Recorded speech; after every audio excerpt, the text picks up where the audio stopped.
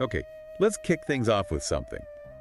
Well, something that might actually surprise you. Oh, yeah. Yeah, while opinions on Jesus' divinity are all over the map, most historians, regardless of their own beliefs or lack thereof, they actually agree he was a real person. Right. It kind of makes you pause, doesn't it? It does. And what's key here, I think, is that for these historians, it's not about faith. Not at all. It's a conclusion they've reached by, carefully looking at the historical evidence. Exactly. And that's what this deep dive is all about, the historicity of Jesus.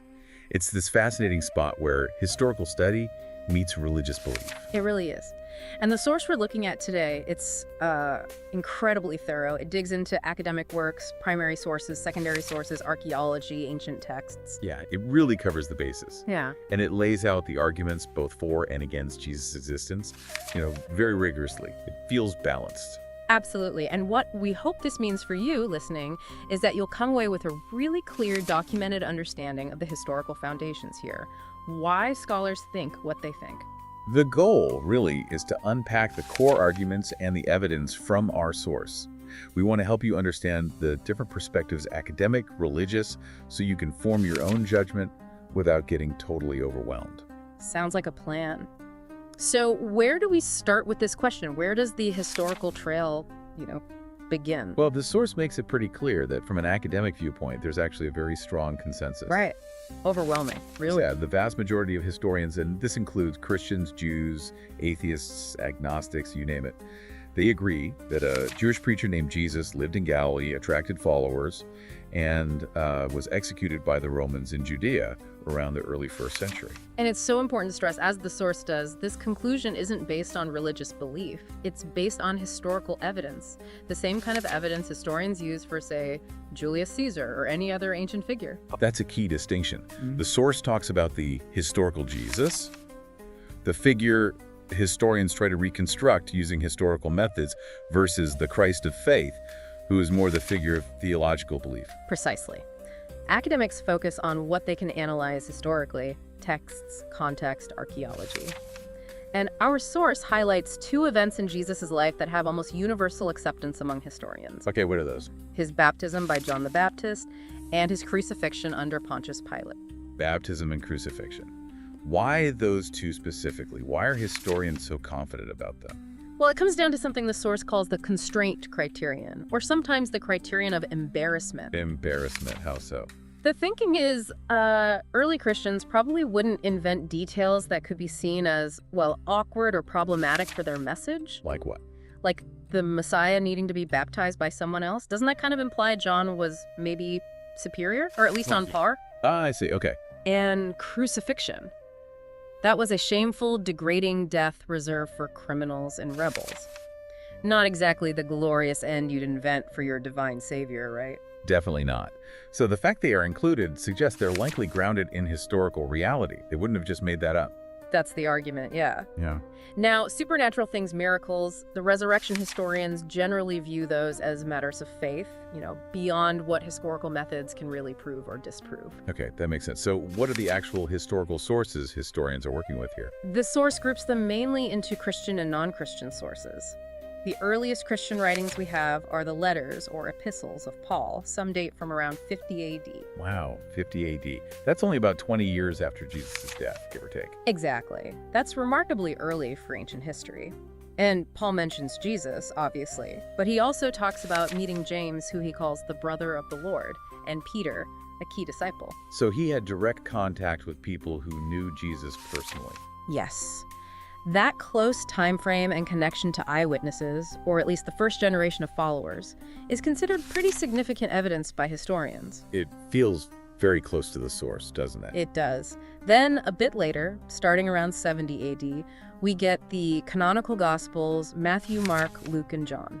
Now, these are definitely fake documents, right? Written by believers. Oh, absolutely. The source is clear on that. They're theological texts arguing for Jesus' significance, but crucially, they're packed with historical details, names of rulers like Herod and Pilate, Emperor Tiberius, specific places like Nazareth, Capernaum, Jerusalem. Jewish customs. Stuff you can actually check against other records. Precisely. And a lot of these details do align with what we know from other historical and archaeological sources about first century Judea. So while they have a theological purpose, they seem rooted in a real time and place. Okay, so we have Paul's early letters and the later Gospels from the Christian side. What about outside the faith? Any non-Christian sources? Yes, and these are really important for corroboration. The source points first to Flavius Josephus, a Jewish historian writing around 93 AD. Josephus, I've heard his name mentioned. Right. In his Jewish Antiquities, he mentions James, calling him the brother of Jesus, who was called Christ. That phrasing alone implies Jesus was a figure known enough to identify James by. Just casually dropping his name like people would know who he meant. Kind of, yeah. Then there's a more famous and debated passage called the Testimonium Flavianum. Okay. Now, most scholars agree this passage was definitely touched up by later Christian scribes. Some phrases about Jesus' divinity seem added in, but there's a strong consensus that underneath those additions, there's an authentic core. An original mentioned by Josephus. Yes, an original bit where Josephus likely described Jesus as a wise teacher with followers who was crucified by Pontius Pilate. Even without the later additions, that's significant. A Jewish historian writing within living memory of the events, confirming a teacher named Jesus was crucified by Pilate. Wow, it's pretty compelling. Then we move to Roman sources. Cornelius Tacitus, considered one of Rome's greatest historians, writing around 116 AD. Tacitus, right. What does he say? In his annals, he's describing Nero scapegoating the Christians for the Great Fire of Rome in 64 AD. And he explains who these Christians were. Okay. He writes that Christus, that's Christ, from whom the name had its origin, suffered the extreme penalty during the reign of Tiberius at the hands of one of our procurators, Pontius Pilatus. So a direct Roman confirmation of Christ being executed by Pilate under Tiberius. Exactly. And Tacitus was no fan of Christians. He calls their movement a mischievous superstition. So he had zero motivation to invent their founder. If anything, he despised them. That lack of bias, or rather that negative bias, makes it stronger evidence, doesn't it? It really does. Then there's Pliny the Younger. Around 112 AD, he was a Roman governor in what's now Turkey. Pliny, okay. He wrote a letter to the Emperor Trajan asking for advice on how to deal with Christians. He mentions they were singing hymns to Christ as to a god. So evidence of early Christian worship focused on Christ as a figure they revered. Right. It implies they're worshiping a specific historical founder, not just some abstract idea. Okay, so we have Paul, the Gospels, Josephus, Tacitus, Pliny. That's quite a range of sources. It is. And the source makes another really interesting point. The silence of opponents. What do you mean? No ancient pagan or Jewish writer who attacked Christianity ever argued that Jesus simply didn't exist. They attacked his followers, his teachings, his claims, but not his existence. That's a good point. You'd think that would be the easiest way to discredit the whole movement, right? Exactly. Scholar Robert Van Voorst calls it a huge missed rhetorical opportunity. If Jesus was just a myth, why didn't Celsus or other critics just say so? Instead, they argued against him, which implicitly accepts his reality. That's fascinating. Okay, what about physical evidence? Does archaeology play a role? It does, though mostly indirectly. We don't have, Jesus' house or anything like that, but archaeology has corroborated the historical backdrop of the Gospels. Well, for a long time, some skeptics questioned if Nazareth even existed as a village in the first century, but archaeological digs have confirmed it did. So the town Jesus was supposedly from is real and existed at the right time. Yes. And we have the Pilate Stone, an inscription found at Caesarea Maritima bearing the name and title of Pontius Pilate. The governor who the sources say ordered the crucifixion. The very same. And we also have an ossuary, a bone box, inscribed with the name Joseph, son of Caiaphas, believed to belong to the high priest Caiaphas, mentioned prominently in the trial narratives in the Gospels. So while not direct proof of Jesus, these finds show that the key people and places mentioned in the stories were real historical entities. It adds plausibility. Precisely. It anchors the narrative in a verifiable first-century context. And the source really hammers home that this convergence of evidence is why the academic consensus is so strong. It's been the dominant view since, really, the early 20th century. And this mythicism idea that Jesus never existed at all.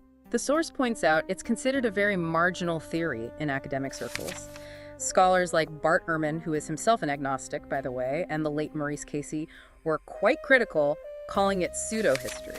Meaning it doesn't really follow standard historical methods, or adequately account for the evidence we have. That's the critique, yes.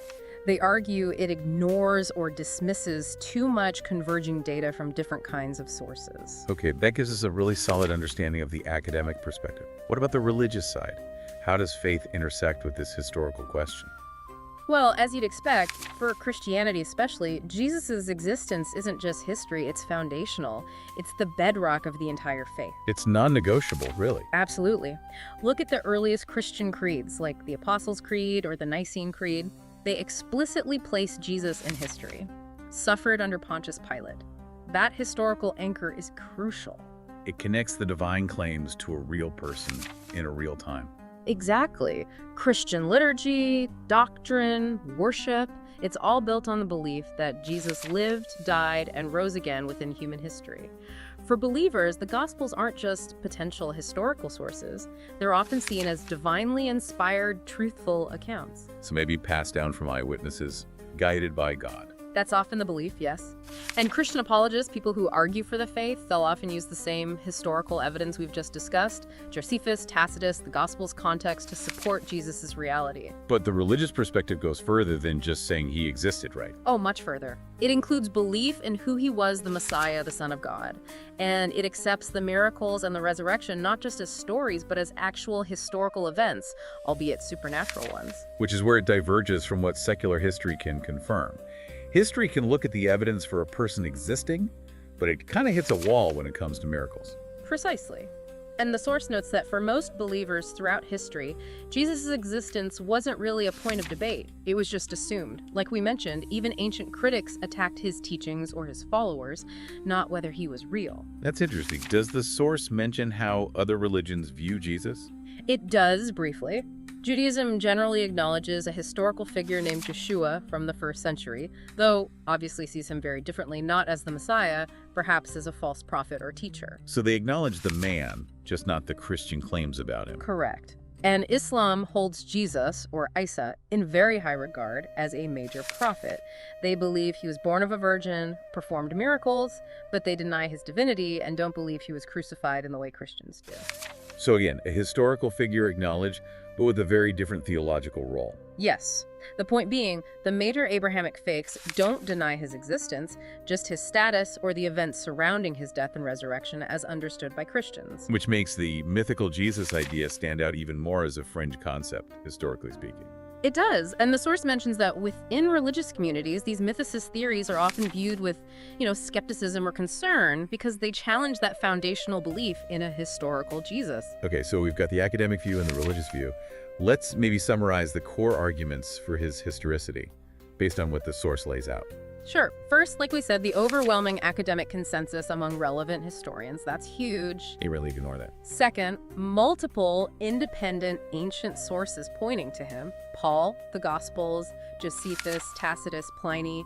They come from different angles. Jewish, Roman, Christian. Different perspectives converging on the same basic figure. Exactly. Third, the coherence with the known context of 1st century Palestine. The details in the Gospels, geography, politics, culture, they fit the time and place, confirmed by other sources in archaeology like the Nazareth evidence, the Pilate stone, the Caiaphas ossuary. That historical realism is hard to fake convincingly. Very hard. Fourth, the adversarial testimonies and the silence of opponents. Critics attacked him but didn't deny he lived. Even the later Jewish Talmud seems to treat him as a real, if problematic, figure. Right, the missed opportunity argument. Fifth, the origin of Christianity itself. A massive, world-changing movement is just much more easily explained if there was a real charismatic founder behind it. Explaining it without one is difficult. You need a spark, right? Yeah. A real person makes more sense as that spark. Definitely. Sixth, the evidence meets standard historical criteria, like the criterion of embarrassment for the baptism and crucifixion, and multiple attestation for things like Jesus having brothers or dying under Pilate, which appear in different independent sources. Okay. And finally, that indirect archaeological support we discussed, confirming the people and places around him. Okay, that's a strong case. Now, what about the other side? What are the main arguments the source presents from those who doubt or deny his existence? The source outlines several key points raised by mythicists or extreme skeptics. One big one is the lack of direct contemporaneous evidence. No Roman writer from the 30s AD like Philo or Seneca mentions him. The argument from silence, essentially. If he caused such a stir, why didn't more people write about him right away? That's the question they raise. Another point is that the main sources, the Christian ones, are seen as problematic. The Gospels were written decades later, anonymously, with a clear theological agenda.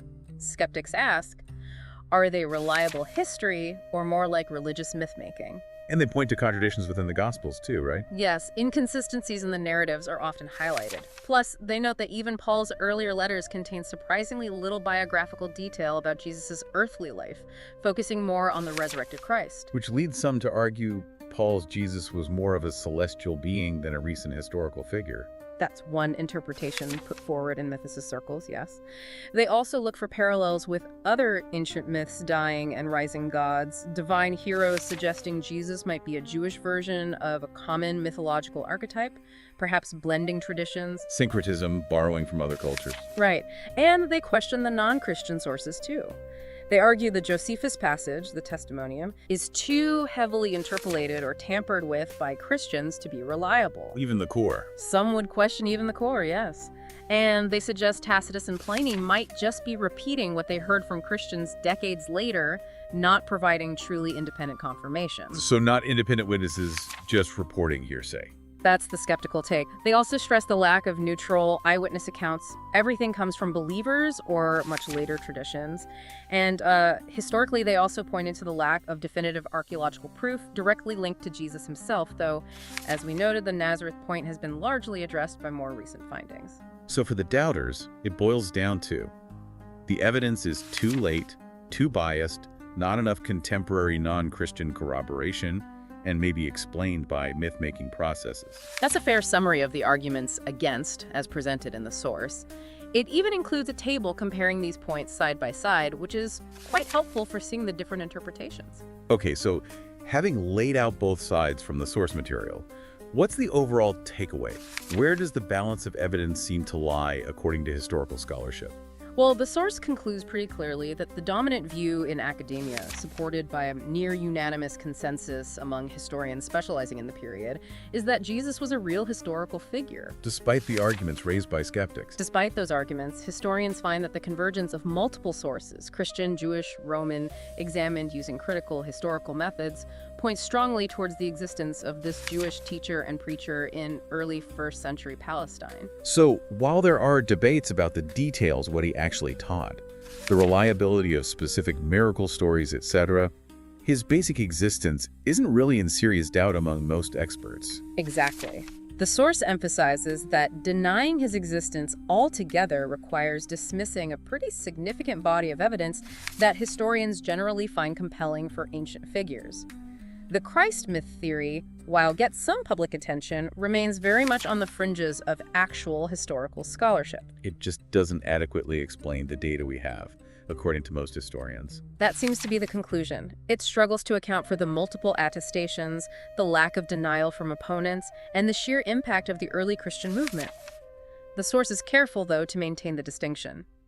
History can address his existence in context, but faith addresses the claims about his divine nature. Right. Two different kinds of questions, really. Exactly. Okay, so let's try and wrap this up.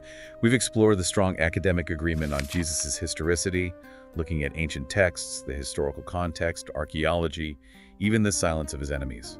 And we've also looked at the counterarguments, the questions about source reliability, the lack of contemporary mentions, the possibility of myth-making. But the source concludes that the weight of historical evidence firmly supports Jesus as a real figure who lived and died in first century Judea. Yes, while acknowledging the ongoing debates about the specifics and the interpretation of sources. It's a complex topic for sure. Absolutely. So, whether you view him as simply a historical figure who inspired a global religion or as the divine Son of God central to Christian faith, his impact on history is just undeniable. It makes you wonder, thinking about all this evidence, what parts of his story resonate most strongly today, and why does this figure, after 2,000 years, still fascinate and provoke so much discussion? That's definitely something to think about. And if this deep dive has sparked your interest, the source we used has a fantastic list of further reading scholarly books, articles covering all the different viewpoints. It's a field where history and belief continue to intersect in really compelling ways.